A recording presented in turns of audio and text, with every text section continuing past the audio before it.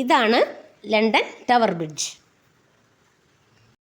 Tower ബ്രിഡ്ജും തൈംസ് നദിയും ചുറ്റുപാടുകളും നമുക്കൊന്ന് വിശദമായി കാണാം. ബക്കിംഗ്ഹാം പാലസ് കണ്ടു. ഇനി ഇവിടെ നിന്നും ടവർ ബ്രിഡ്ജിലേക്ക് പോവുകയാണ്. യാത്ര ചെയ്ത് ഞങ്ങളിവിടെ എത്തി. ഇവിടെ നിന്നാൽ ചുറ്റുഭാഗവും കാണാം. ഇവിടെ നിന്ന് കുറച്ച് വീഡിയോസും ഫോട്ടോസും ഒക്കെ എടുക്കുന്നുണ്ട്. ടവർ ഓഫ് ലണ്ടൻ ഒരു കോട്ടയും മ്യൂസിയം ഒക്കെയാണ്. ഇവിടെയാണ് അമൂല്യമായ കോഹിനൂർ രത്നവും ബ്രിട്ടീഷ് കുടുംബത്തിൻ്റെ ക്രൗൺ ജുവൽസും പ്രദർശിപ്പിച്ചിരിക്കുന്നത്. പാലത്തിൻ്റെ അടുത്ത് നിന്നുള്ള കാഴ്ച കാണാം.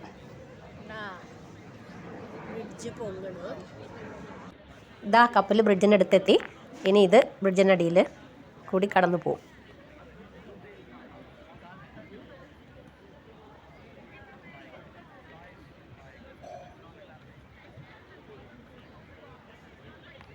ഈ കപ്പൽ പോയി കഴിഞ്ഞാൽ ക്ലോസ് ആവും.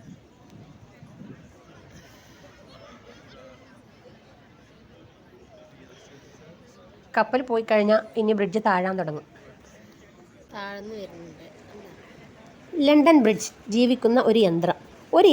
130 വർഷം ജീവിക്കുന്നത് എങ്ങനെയെന്ന് ലണ്ടനിലെ ഈ തൈംസ് നദി തീരത്ത് നിന്ന് ഞാൻ കണ്ടു. കപ്പൽ വരുമ്പോൾ ബ്രിഡ്ജിൻ്റെ ഇരുമ്പ് ഭാഗങ്ങൾ മുകളിലേക്ക് പതുക്കെ ഉയരും. കപ്പൽ പോയി കഴിഞ്ഞാൽ അത് താഴ്ന്നു തുടങ്ങും. 1894 നിർമ്മിച്ച ഈ യന്ത്രം ഇന്നും പ്രവർത്തിക്കുന്നു. തൈംസിലെ കപ്പൽ ഗതാഗതത്തിന് വഴിയൊരുക്കാൻ.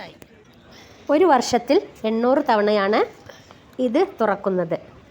ബ്രിഡ്ജ് അടയാൻ 1 മുതൽ 5 മിനിറ്റ് മാത്രം മതി.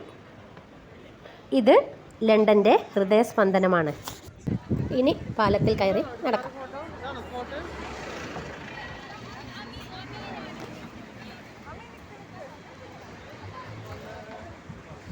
നല്ല മനോഹരമായ കാഴ്ചയാണ്.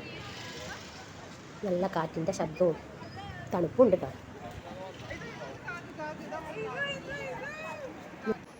അമി മുഴുവനും ട്രൈ സ്കൂട്ടറിലാണ് നടക്കുന്നത്. സ്റ്റാർട്ട് ഔട്ട് അപ്പോൾ 5 മിനിറ്റ്സ്.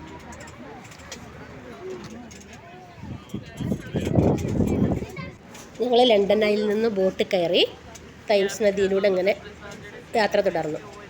ചെറിയൊരു ബോട്ട് പാലത്തിൻ്റെ അടിയിൽ പോകുന്നുണ്ട്. ലണ്ടനിൽ പോകുന്നവർ ഒരിക്കലെങ്കിലും ലണ്ടൻ ടവർ ബ്രിഡ്ജും പരിസരങ്ങളും കാണണമെന്നേ എനിക്ക് പറയാനുള്ളൂ.